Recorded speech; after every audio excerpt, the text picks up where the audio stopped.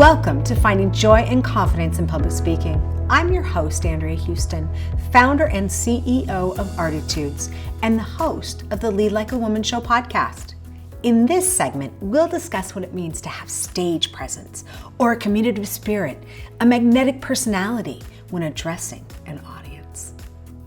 We've talked about how nervousness affects your voice, but it also affects your posture and your expressions. Someone with natural stage presence commands attention just by walking into a room. They don't even have to say a word and all eyes follow them. What is it and why?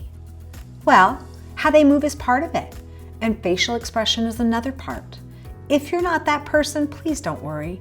Not many of us are. But there are things you can do to gain a sense of confidence in your body and communicate that confidence on your face. It takes a bit of inner work and reflection though. So let's do it.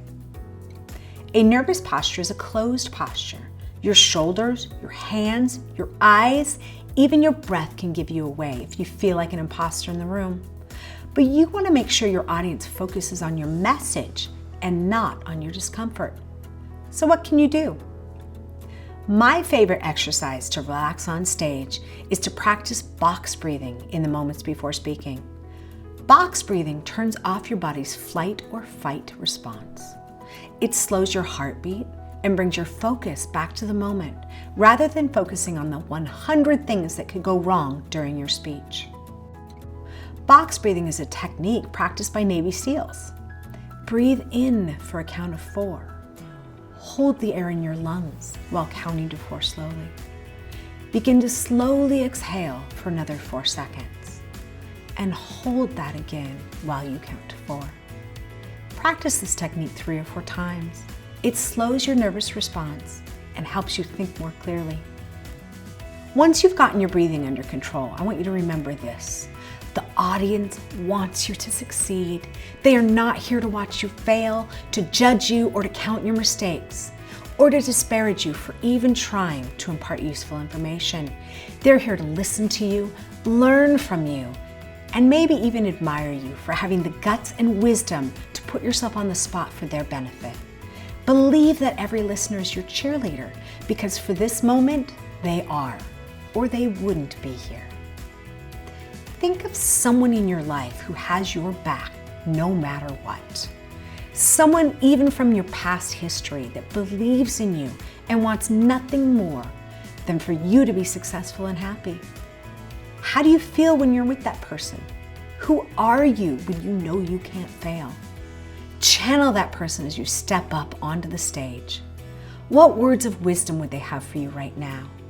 Imagine them in the 3rd row center, smiling up at you. When you believe in yourself, your natural confidence will be apparent. Your facial features will relax along with your shoulders and the sound of your voice. You don't have to be Mr. or Miss Charisma. You don't have to be the life of the party. Just be genuine. Easy, confident, relaxed, and enjoy the moment. Now that you've come this far in the series, look back at what you learned in the first 6 sessions. Do you feel more confident? More able to approach the microphone? Public speaking is a learned skill for most of us. Accepting the spotlight means accepting attention, accepting ourselves, and even accepting scrutiny. But you are strong and you are brave and you're important to your listeners. So thank you for joining me for Finding Joy and Confidence in Public Speaking. I'm Andrea Houston and I am on a mission to help you understand what holds you back from your best, most inspiring presentation.